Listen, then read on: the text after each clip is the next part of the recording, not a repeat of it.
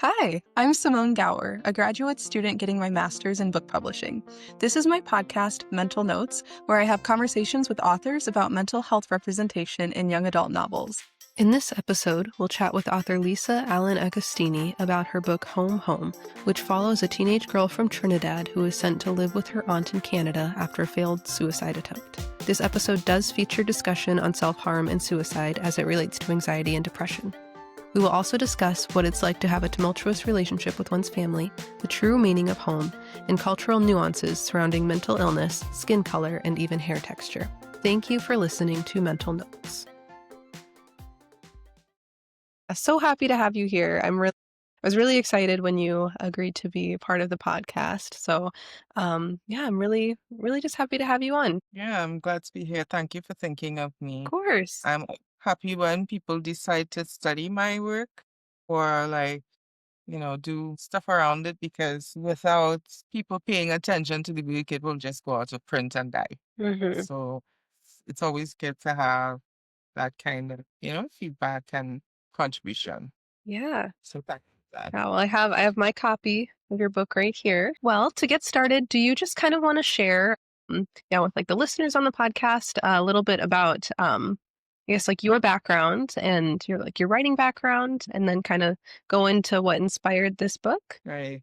Well, I am a writer and an editor and sometimes stand-up comedian and various other things from Trinidad and Tobago. And for people who are not from the Caribbean and aren't familiar with Trinidad and Tobago, it's sort of at the bottom of the Caribbean chain off of Venezuela. It is an English-speaking country, but our English is um um a version of British English. Um, but it's very much steeped in other kinds of cultural traditions, so that we do have uh inputs into our English, Trinidad and Tobago English from French and African and Spanish and Gujarati and all sorts of other interesting languages. Was born here. I've lived here all my life. I've been a journalist for most of my career, and I've always written since I was a young person. I'm no longer an active journalist. Anyway, so this book, Home Home, is my second novel. My first was a sort of young adult action adventure called The Chalice Project that was published in 2009, a long time ago. You were a baby. And this one was written kind of around the same time as that one, but there's a way that it's possible to write a manuscript and leave it for many years for various reasons. So the original draft of Home Home was called Waiting for the Bus, based on the first scene. If you read the book, you know there's the whole thing hinges on her having a complete meltdown while she's waiting for the bus. And when it was first written, it was turned down by a couple of publishers. And because I have the thinnest skin in the world, I just put it down. I put it down for many years and didn't do anything with it until in Trinidad and Tobago, the biggest literary event of the year is called the Bocas Lit Fest. And it is an amazing sort of, I think it's like 4 days or 5 days of literary events. They bring in writers and editors and agents and publishers and all kinds of people. And they have really big discussions around new work, and important work. And one of the things that the Focus Lit Fest also did was they supported a prize called the Code Caribbean Young Adult Prize. I'm sure I got that name wrong. Jesus. And now I'm not wearing my glasses, so I can't see anything. Code Burt Award. Code Bird Award. Yes. Yeah. Um, and so that prize had been open for a couple of years, but what happened is they dropped the number of words you needed to have in your submission.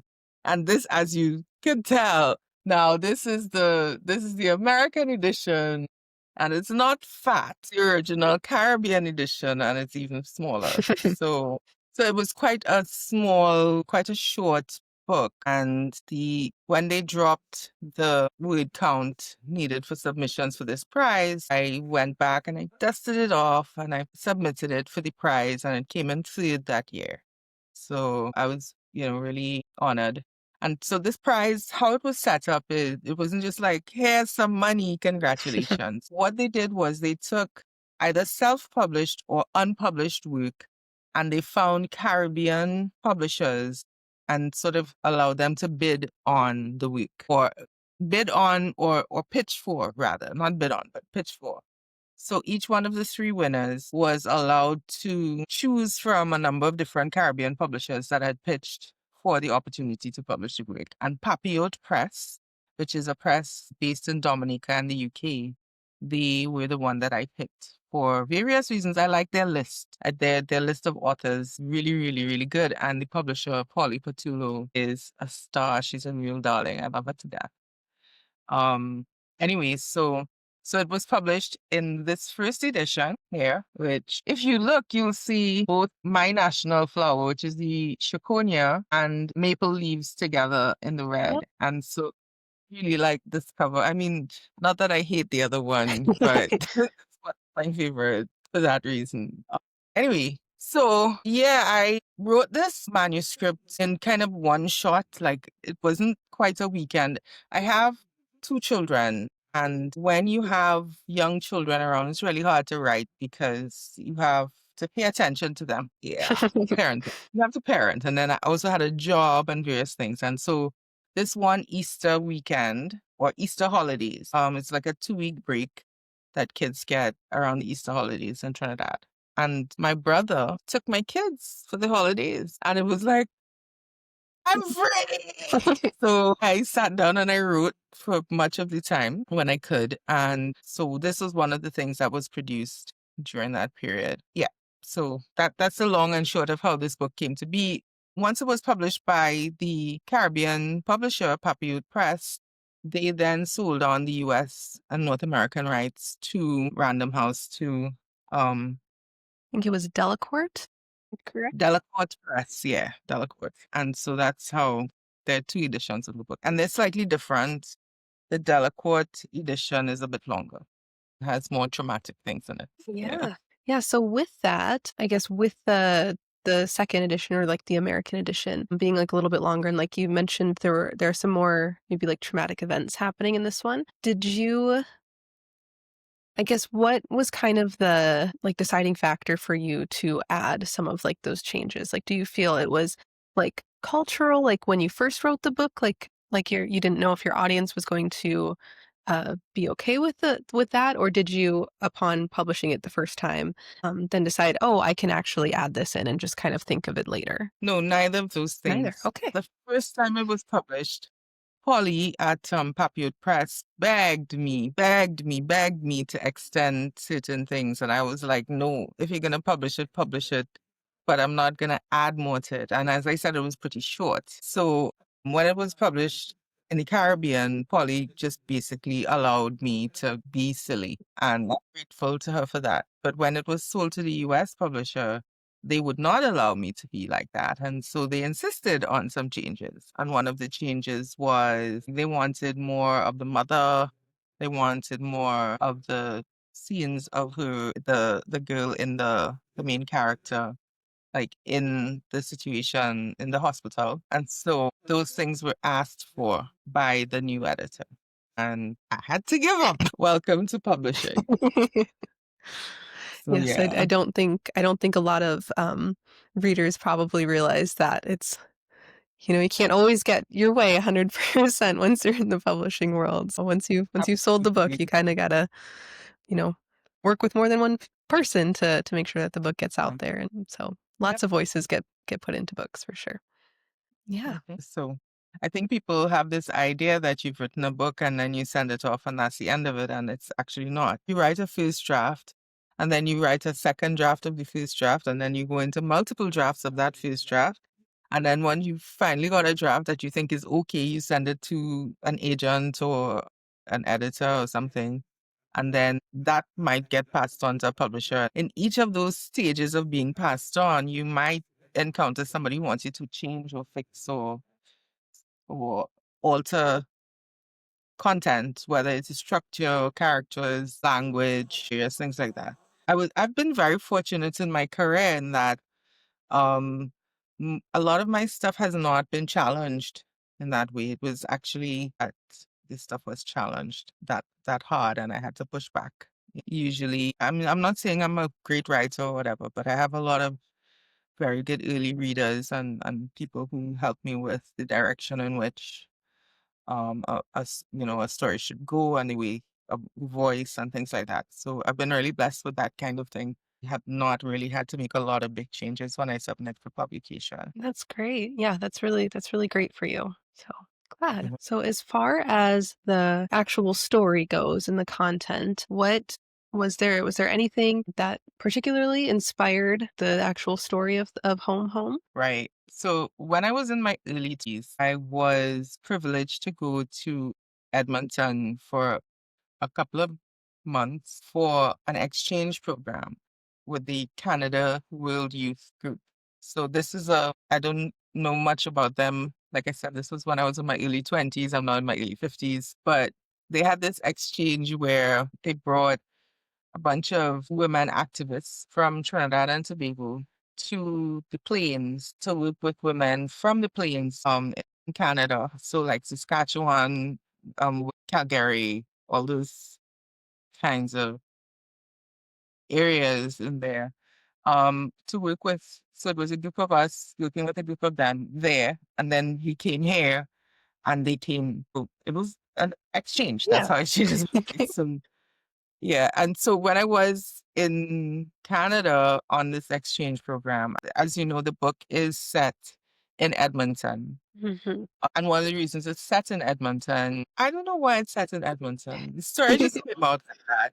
But when I was in Edmonton, when I was in my early 20s, I mean, it was amazing. My first real international opportunity to do, stuff with people from a different culture and have an opportunity to just exist and write in a different space. And that was amazing, but it was also really hard because I don't do well with change and I Mhm. don't well with like not being home. So not being home was really hard and I suffered with I couldn't breathe a lot of the time when I was there. And it was so bad I was diagnosed with asthma.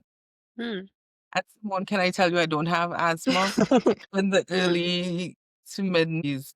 And the thing about anxiety disorders and how panic attacks can affect your breathing and your heart rate and just your well-being wasn't as well understood as it is now. So hence I literally had an inhaler for when I had a Oh, panic attack. no. Yeah, because that's what the doctor thought it was. And we did the things. Now I'm not saying that I didn't have some kind of maybe reaction to being in Edmonton because the Mhm. climate here and they're totally different. Right. And it is much drier there than it is here. But anyway, so one of the things that I noticed is when I was there, I did have these experiences of, really bad anxiety. And the scene of getting confused walking around the neighborhood, that's me. That's 100% me. So I'm not sure why it came out like that, but in a lot of instances, when you sit and as a writer yourself, I know you know this, when you sit down to write, sometimes what comes out surprises you and you don't really even maybe understand what you've written until maybe years later you look back at it and you go, oh, that's what that was. Mhm. So yeah, but there were things about that experience of living. I lived with a Canadian couple um called Joanne and Sherry. They were lesbian and they had a little house in the suburbs. And it was in fact just like this couple in the book. The couple is Caribbean and sort of I think it's Indian and Caribbean, but they were white Canadian. So a lot of the interactions between the couple and the way they are with each other and their sort of representation of an alternate conception of what a couple could be Mhm. or what love or how do you define family. All of those things were relatively new to me. I mean, it's not like we didn't have queer people in the Caribbean, but we don't. still don't necessarily have out couples living as couples.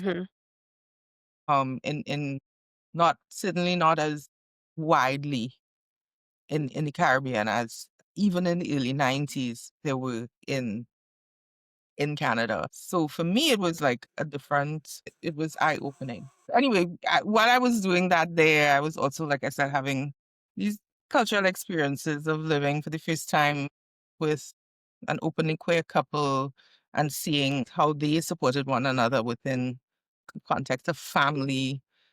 It's nice. It's good.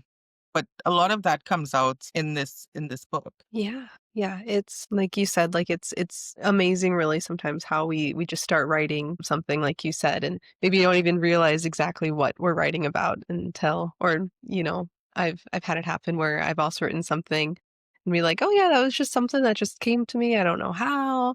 And then later I'm like, "Oh wait, I was really going through it when I wrote that. That was about me." So, Yeah. yeah.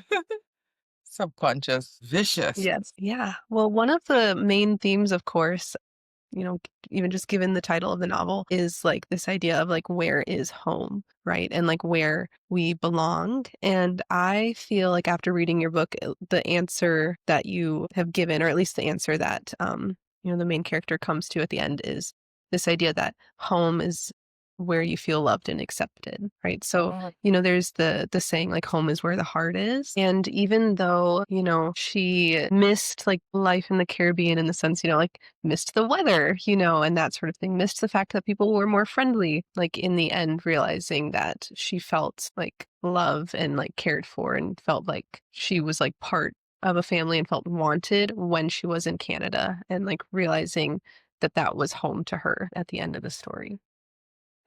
Yeah.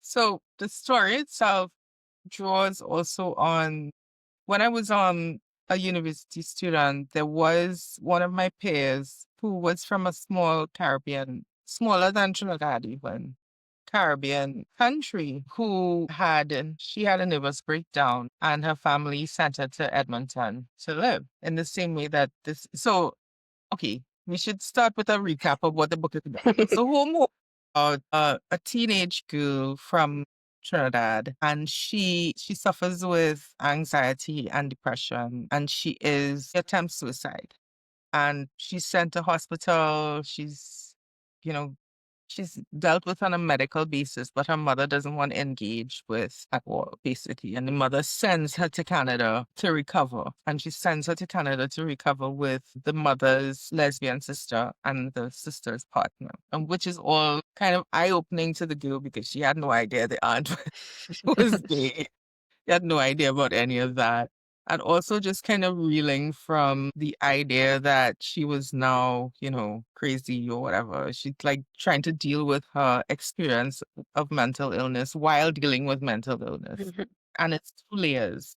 It's one layer of, oh my God, my life is so hard, so changed, but also you want to peel your face off because you're actually feeling, your whole self just melting away in a certain kind of way when you have these panic attacks Mhm. and this sense of desperation and not being able to stop whatever it is that's making you feel this way, sometimes not even knowing what is making you feel this way, just, kind of feeling this way. So the book, while very short, deals with the issues of being away from your homeland, but yet feeling family or experiencing family. And she has this really difficult relationship with her mother. And she also has a really great friend who's back home in Trinidad. And they have this online friendship, they Skype, and it's really quite sweet. She gets a little boyfriend.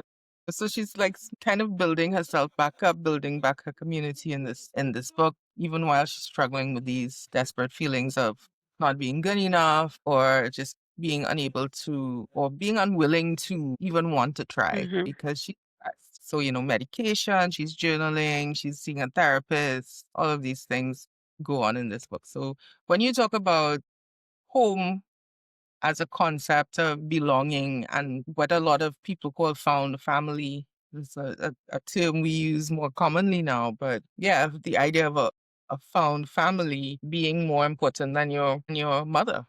because she's got a single mom. She doesn't know her dad. When the only family you have is the person you can't get along with, how do you kind of, cope? So yeah. So the idea, and for me, the idea of where is home is kind of funny because here for me it's home in Trinidad and Tobago, and I am very clear about that. Most of my life, I never even wanted to. I wouldn't say I didn't want to leave to go and do things because I've always traveled um, work. Like I said, I was a journalist for most of my career, and so I've always traveled. But coming home was always very much a very important thing to me. In my island, there are these hills called the Northern Range that you can see them from most of the island. You can see them. Right? Anywhere you stand, you can see this mountain range. And for me, that gives me a sense of belonging, a sense of security and safety in a way that the prairies, wow, they terrified me. Standing on that flat thing and looking out. No, no, no, thank you. I'm good. Something else. Yeah. So it can be like geographical, but a lot of it is around home. For some people, it's like food, Mm. music, cultural things, all of those things add to the idea of well, what is home. And so yes, it is in fact one of the big themes of the book. And she, I guess, as you said, discovers that home is less of a place than a sense of belonging around people who want you there. Hmm. Yeah. And with that too, again, even though, our main character, I'm not sure, do you want me to say her name? Okay. So yeah, sorry, even though our main character, yes, feels like Canada is home for her, I still really appreciated the fact that her friend Akila, I think is how you pronounce her name, Akila, said very clearly that for her, home is still Trinidad, right? Like when our main character and Akila and the boy that comes into play, Josh, when they're all kind of Gosh. talking about this, yeah, and they're talking, about like the good things and the bad things about, where they're at. Akila is like, well, no matter what, this is still home for me. This is still, home. So I Yeah. appreciated the fact that like, again, like everybody's different and home is something different for everybody. Well, can we just talk about the name thing for a bit? Yes. So, if you haven't read the book, there's a little trick in it where the main character is not named until like the last page or something like that. So a lot of people go through the book without realizing that she's never named. I have a lot of nameless characters, little characters in my work, not valued in society or not. How do you deserve a name? Hmm. So anyway, something around that. So it's a little trick that people don't even notice until they finish reading the book. And then it's so short too. You can read it in a setting. And sorry, in one sitting you can read the book. Anyway, Yeah, no, but for me, when I read the book, it was that thing too. Like her name came up at the end, and I was like, wait a second, I don't wait, think I knew that. it's important.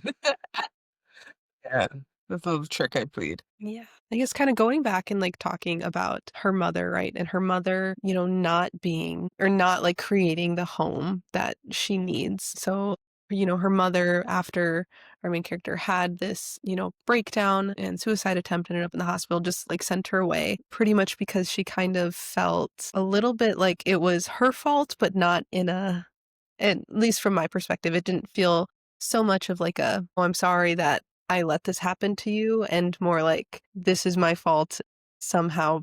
Like, it's your fault, but also like my fault. And like, you're making it seem like I failed and kind of putting a little bit more of like the blame on her daughter, which, not every family is perfect. Not every parent is perfect, right? And, like everybody makes mistakes, but the danger can really come like when like, as a parent, if you have, like, misguided beliefs like that, right, like, that hurts everybody. Like, obviously, like, it's not helping herself to feel that way and to feel, like, that way towards her daughter, but, like, her daughter is hurting, like, even more, right, because of that misguided belief. And while, again, our main character does eventually come to find home in Canada, like, just taking somebody who's, like, hurting and just, like, ripping them away from everything that they know, is that always gonna be, like, the best thing to do to help them get better?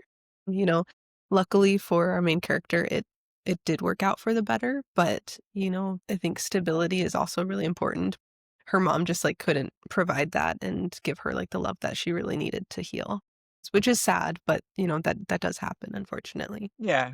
I mean, having parented two kids myself, I'll tell you that everything they do feels like it's your fault. It's not like not necessarily like a clear one-one relationship, one-to-one relationship between their action and your guilt. But there's a lot of it. Like a lot of the times when children struggle, their parents feel like they haven't done enough or they Mhm. don't know how to help the child not struggle. And so I think for the mom in home, she one doesn't get the whole thing because her brain isn't wired in the same way. She has a different perspective, a different brain chemistry than than her daughter. And she can't even understand how somebody could feel that way and behave that way. Mhm. Like, why do you do that? It doesn't make sense to her brain. And there are a lot of people who feel like that. A lot of people who can't get wrap their heads around the whole idea of suicide. For them, it just is like it doesn't compute. Right. Um, and instead of trying to build empathy and understand, they just shut down on like, I don't know what is going on here, and yeah, I can't deal with this. You deal with that. Mhm. So in Black communities, and not just in the Caribbean, but in a lot of Black communities, the attitude towards mental illness is more like it's not a real problem. It's something white people have made up. And so there's an incredible amount of um, distrust, mistrust around psychiatry, counseling, all those medication. There's an enormous amount of suspicion, mistrust. You can't get Black people to take blood pressure medication. You can't get them to take SSRIs. It's a tough space to be in. And also in the Caribbean, there well, I shouldn't speak broadly across the whole Caribbean because every island is a different country and different countries deal with things in different ways. But in Trinidad and Tobago, although we have free healthcare and there are free mental health clinics nationwide, there's still a lot of stigma around mental illness. And getting treatment means sort of opening yourself up to that societal attitude of fear, suspicion, mistrust, and disbelief. There's also things like shortages of drugs. Trinidad and Tobago is a developed country, but there are many aspects of life on the ground here that don't feel like it's a developed country. And our mental health care. So if you're poor, you can get free meds and free visits to a psychiatric clinic, but the clinic visits are rushed because you're one of 300 people in the clinic that day for four doctors or three doctors, and there's nothing like sit and talk, do talk therapy. Mm. It exists, but it's very often not in the public system. And if you have to pay for it, it might be like, if you compare like between 50 to 100 US per visit, which is kind of out of the reach for a lot of people. So there are a lot of deficiencies and gaps within the care that a character like this one could have got at home. But when she went away, she actually had, because I guess the city would have had different options Mhm. of access to care and therapy and things like that that she wouldn't have got at home. So it did turn out to be a good decision for her to go there. Yeah, for some other reasons other than just feeling loved. Yes. Quality of care that she could have got at that time would have been better. Mhm. Yeah. Yeah. Yeah, it's very interesting to hear about kind of some of the cultural difference there as far as, like what the healthcare system is like or like the stigma, which there is, still a stigma surrounding like mental health here in the US, but not as bad as it could be or not as bad as it has been, right? I feel like it's getting a little bit better.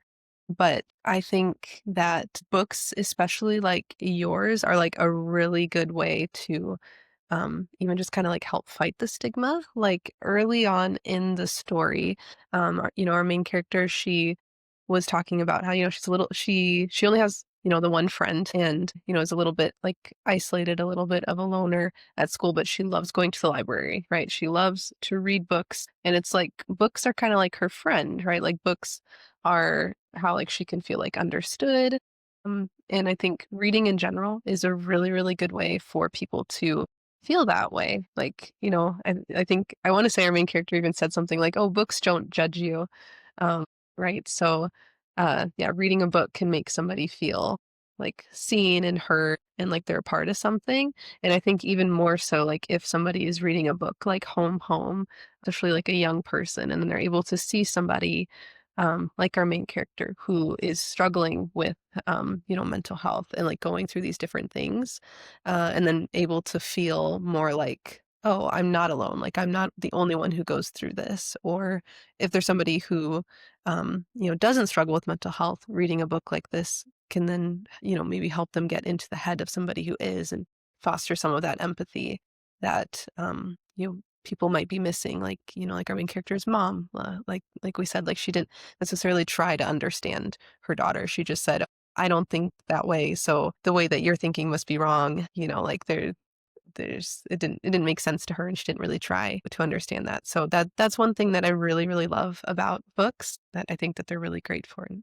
especially books like this one. So, I have another book called, well, flip it, The Bread the Devil Need, which is not young adult, it's quite grown up. And the main character in that also has a really close relationship with books. She reads to travel, she reads to learn, she likes words. So, and when I was a child, I read constantly, obsessively, and I also feel those things about books. They like an old friend. If I pick up a book that I love and I start reading and little phrases come back to me and, characters and situations come back to me, it's just nice. It's like a look, you know, Hmm. I like books. Friend daddy. Yeah. Yeah, their books really are. They really are like an old friend. I really love that. I love books. They're really good. I'm gonna kind of go back to the mom here for a second, but again, like it's like an unfortunate, like their relationship, like in a perfect world, everybody would have a great relationship with their parents and their family, right? But like our main character at the end, like, kind of also had to, like, realize that, lesson to, like, learn is that sometimes we have to meet people with where they're at, even if that's not where we need them to be for us, and just kind of accept that not everyone will accept us. And it's really hard to hear, especially when, in her case, it was her own mother that just couldn't accept her in that way. But there's a little bit of freedom in, like, coming to that conclusion, like, as much as it hurts, like, knowing that there always will be people who accept you, but not everybody will, unfortunately. Yeah. And the mother-daughter relationship is fraught. Mhm. It's certainly a theme in my work. I mean, like fully a third of my work is about people with terrible mothers. And I think I'm very close with one of my brothers, and I think he thinks I'm too hard on my mom. She passed away maybe 21 years ago. And I think he thinks I'm too hard on her, or I was too hard on her. But yeah, we struggled. We struggle a lot, but it's not uncommon. Jamaica Kincaid has a whole about her struggles in her relationship with her mom. So, I'm hardly the only one, but it is definitely something that as a young person dealing with a mother who you think doesn't understand you, especially when that person is a single parent, it can be really like who do you talk to about this? Mhm.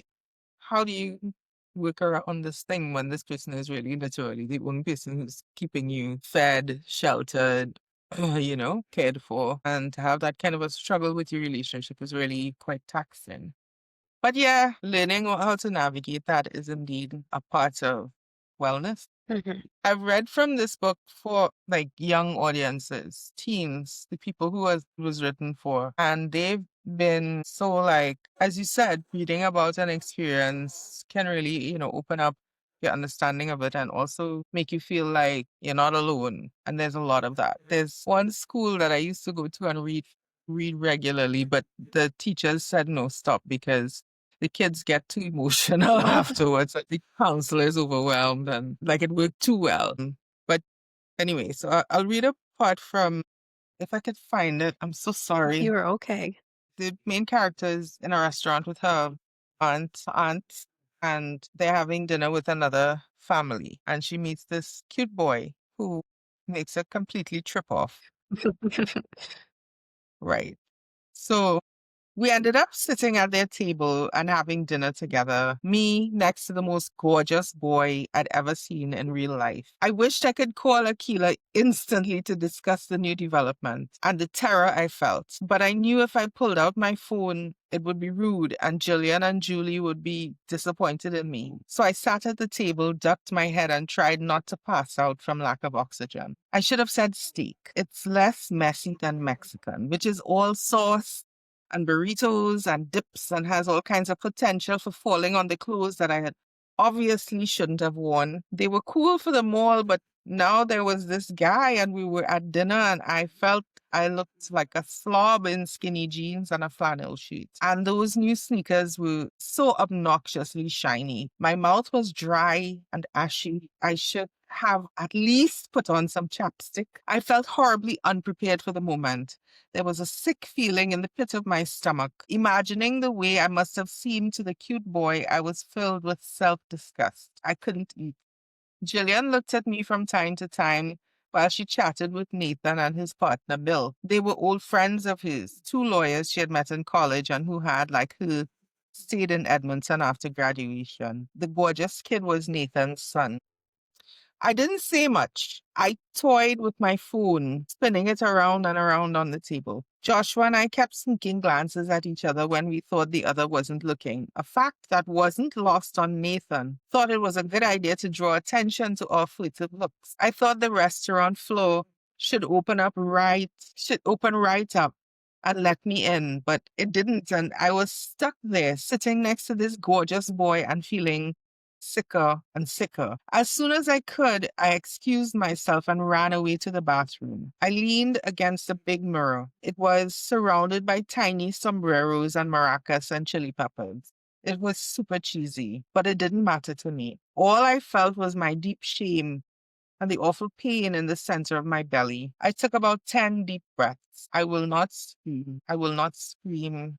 I will not scream. Somebody was trying to come in, pushing against the door. So I went into one of the 3 cubicles to hide. Locked in, I went through the mantra again. I will not scream. I will not scream. I will not scream. I reached a shaky hand into my pocket for my phone, but it wasn't there. I must have left it on the table when I fled. I will not scream. I will not scream. Nope.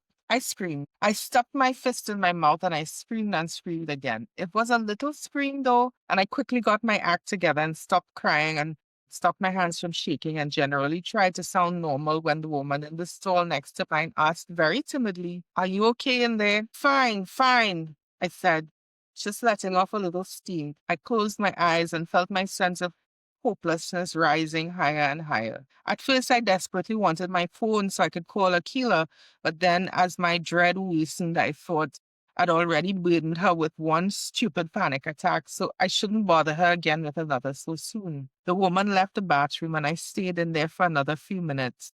I put the seat cover down and sat on it, rocking back and forth and squeezing my eyes shut to try not to feel so bad, but nothing was working. My pounding heart felt like it wanted to jump out of my mouth. Eventually, Julie came in. "You all right in there, Muffin?" I didn't answer. I couldn't. If I'd tried, I'd have started bawling really hard. "Honey?"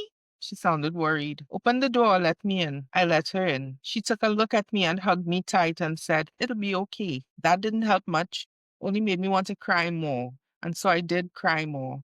I also started hitting my balled fists against my thighs. I'm on some pretty strong antidepressants and anti-anxiety meds, and I have been since they sent me to the hospital after my attempt. A group of doctors, quiet as a cloud, drifted from bed to bed in the children's ward where I had been sent. A kind-faced male doctor seemed to do all the talking for the team as he explained my wonky brain chemistry and said that I might have to take meds for the rest of my life. Nice. Anyway, the medication isn't the only thing they prescribed. I'm also supposed to be in talk therapy, but my mom couldn't afford it in Trinidad, and I had rejected any suggestion of it in Edmonton when I had started seeing Dr. Khan, my doctor here. Every now and then, my aunt gently raised the question, but I always changed the subject. I was taking my meds, antidepressant in the morning, anti-anxiety at night. That was all I could do for now. And since I had been in Edmonton, it had worked to keep me more or less okay.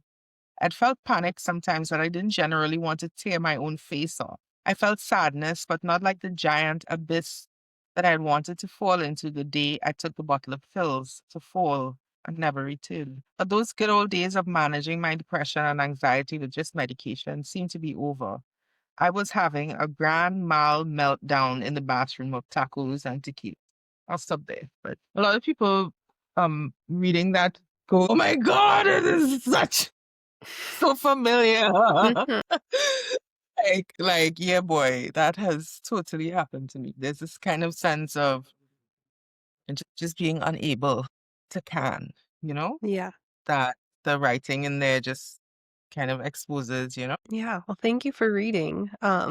Yeah, it made me almost tear up a little bit. I remember reading that in the book and just feeling just so, so sad for her and just thinking like, "Oh, honey." But also it's like, I've struggled with anxiety pretty much my entire life too. Like, I can also like relate to that, like that feeling of the panic and being in public and not being able to like get away, and kind of, have your breakdown in peace in a way, is just a lot and so heavy, but then also her feeling like a burden. Like one thing that I really loved is that she does have an amazing friend in Akila, and, yeah, Akila's just really, really amazing, just such a good friend, and yeah, is always there for her, and I appreciated that our main character, often did seek out her friendship with Akila when she was struggling, because a lot of people, don't wanna ask for help, of course, and there were times kinda like this where she thought anyway, she's like, "Oh, maybe I'm doing it too much, I'm too much of a burden," and, that's something that is, like, very easy to feel like, well, like, I'm always having a problem, and if I keep doing this, eventually they're gonna be like, "Okay, this is too much, like, you ask for my help way too much," and that's for people that really love you and care about you, that's not the case, right? Like, they're always gonna wanna help you. But yeah, just feeling like too much, is a lot. Yeah, I think there's a sense of unworthiness. And another theme within the book, like I said, it's a really little book, but it's got a lot of layers. Mhm, A lot of layers. Another theme within the book is that she's a dark-skinned girl with like kinky African hair. mhm. What I know there's a system. C3C. She's she's got, really sort of kinky hair. And I think in many Black communities in the Caribbean and in the US, skin color and hair texture matter a lot in how people perceive you and how people receive you. Mhm, And she's had this kind of real hang up about her skin color and her hair texture for a long time. So being in this company of this group of people with this cute boy and feeling like she didn't prepare for this. She's not ready.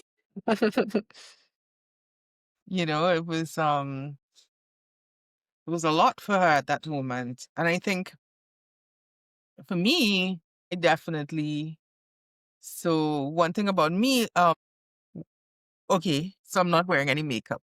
But for many years, I would not do an interview without makeup. Like, and when I say makeup, I mean full slap, beat face. I just wouldn't do it because I felt like I had to present the best face, and the best face was definitely a made up face that I could hide behind. I did not want to present my natural face at all. Like in person, yeah, sure, walking around, no problem. But like for an event or a reading, photo shoot, I wouldn't even let myself be photographed without makeup. I mean, so for a lot of people reading this scene where, a young woman is put into a situation where she feels she's not properly dressed or she's just not prepared in some ways for meeting a nice boy, a mhm. cute boy.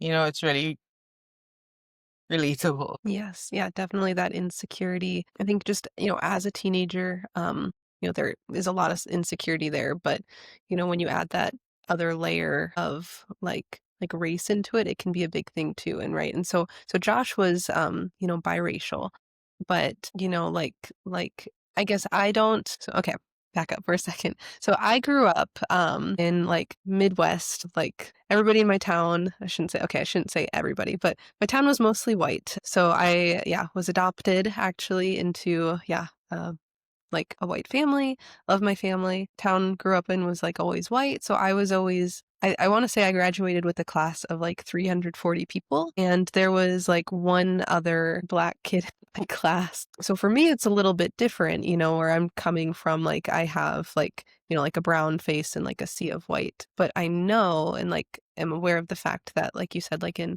other places, like other places in the US, other places in the Caribbean, where the colorism is more just like how dark you are, how light your skin is, and that being perceived as, maybe more desirable. And, it's like, well, for the most part, you hope like people aren't necessarily like outwardly like racist in a lot of ways, but there's just that kind of like, I don't even necessarily want to say prejudice, but just that like underlying kind of like, Yeah.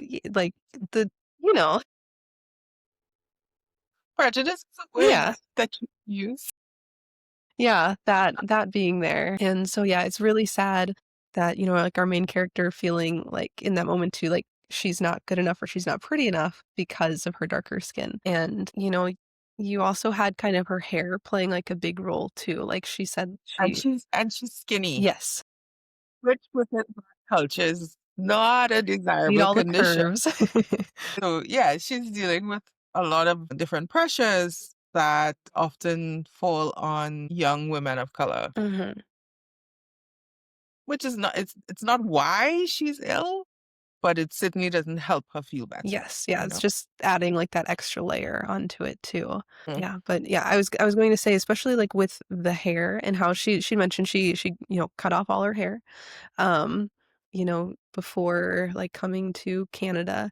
And her mom was really mad about that, because again, like, what's desirable for, hair type, kind of same with like skin colors, like, having like longer hair, like looser curls.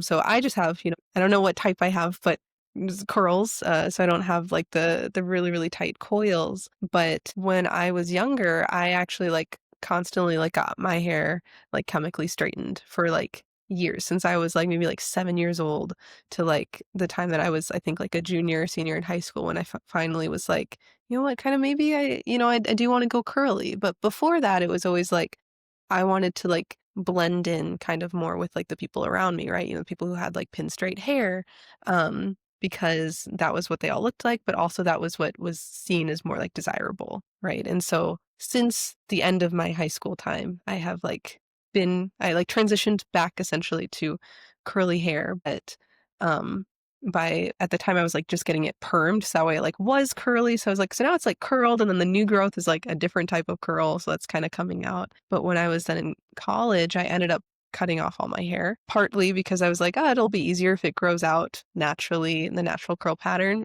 But the kind of main reason why I cut my hair when I did was because I was also kind of going through a mental breakdown. And I feel like there's just something like in some way like that, like your hair is just kind of like tied to like your identity, whether that's like as we do that ourselves or because of like the expectations or kind of like the way that people view us is tied to like our hair. And I feel like at the time in college, I did not know who I was. I just didn't know like what was going on. I didn't know who I was or who I wanted to be, what I wanted to do. And, while I had like the one, like I said, like the one on the one hand, I'm like, well, I want my hair to be its natural curl. On the other hand, it was like, I don't know who I am, so I'm going to cut off all my hair and then we'll figure out kind of who I am from there. So I just really related to our main character kind of in that way with her deciding that she was going to cut her hair and just be authentically herself with her short hair and just kind of let it be as it is and not worry about what other people might think about how it looks. Yeah. I used to go through cycles of around 7 years. I'd grow my hair out and then cut all off. I haven't done that for some years. I think hair is a huge part of who we present or how we present ourselves to the world. And that's across race. But as women, your hair, I mean, and a lot of cultures have the same thing that her mother says, your hair is your beauty. Mhm. Your hair is your beauty.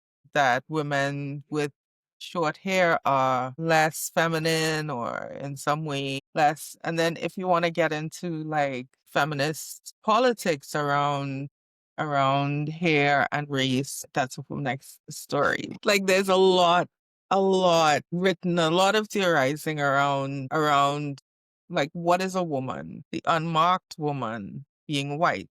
So anybody else, once you racialize, you are putting that woman into other category. And so the unmarked white woman has straight hair. So if you don't have straight hair, you're automatically, putting yourself into, because even white women with curly hair perm their hair. Mhm. It's to me, it's like, what? What do you, anyway, but I'm just saying that there's a whole lot of thinking and theorizing around how hair, particularly black hair, plays into ideas of gender, ideas of race, and ideas of worthiness, goodness, or the decision to even show your hair. There's a lot of culturally, like I am wearing a head covering. Culturally, a lot of no, stop it. Now she's chewing the chair. Culturally, a lot of black women decide to cover their hair, whether it's a religious or an aesthetic decision. It is. There's a lot. There's a lot around. Mhm. Okay, all right. Okay, Mary. Okay, Mary.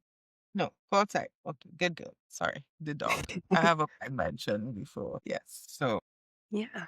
Yeah. Well, the last kind of like, I guess, big thing that I kind of wanted to, talk about was, the big inciting incident, I suppose, with, the main character's suicide attempt. It's a hard thing to read about, but, it would also be like a really hard thing to go through.